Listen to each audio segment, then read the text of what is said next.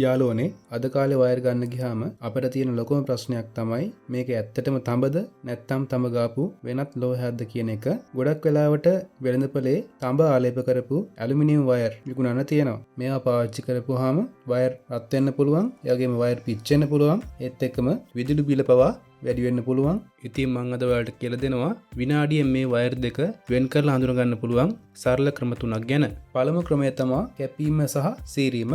මුලින්ම කරන්න පුළුවන් ලේසිම දේ තමයි වයර් එකේ මේ උඩ පොත්ත අයින් කරලා ඇතුලේ තියෙන කම්බිය මෙයාගේ පීයකින් සෝරලා බලන එක.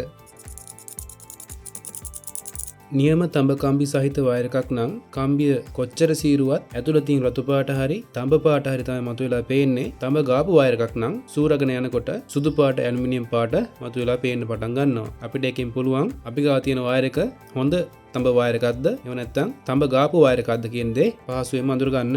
දෙවෙනි ක්‍රමය තමයි ගින්දරට ඇල්ලීම. මේක තමයි සාර්ථකම ක්‍රමය. අපි වයර් කෑලි දෙකක් මේකේ ලයිටර් එකකින් රත් කරලා බලමු. මේ විදිහට අපි කාම්බි පොටවල් කීපයක් වෙන් කරලා අරගෙන අපිට මේක ලයිටර් එකෙන් රත් කරන්න පුළුවන්.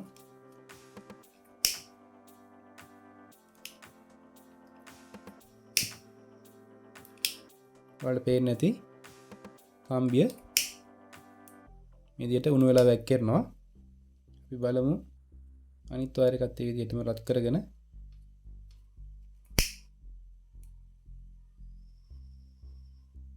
රත් වෙනා විතරයි පේන්නේ.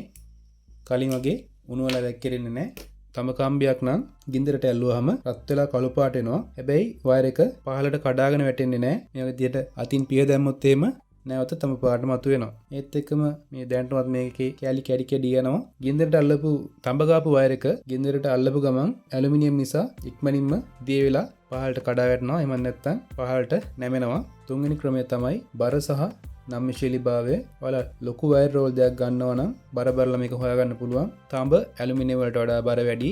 ඒ කියන්නේ තඹ වයර් රෝලයක් සාමාන්‍යයෙන් සාපේක්ෂව බර වැඩි. ඒකම තමයි තඹ සහිත වයර් එකක් ඔටවල් දෙක තුනක් නමනකොට ඒකේ ශක්තිමත්භාවය වැඩි.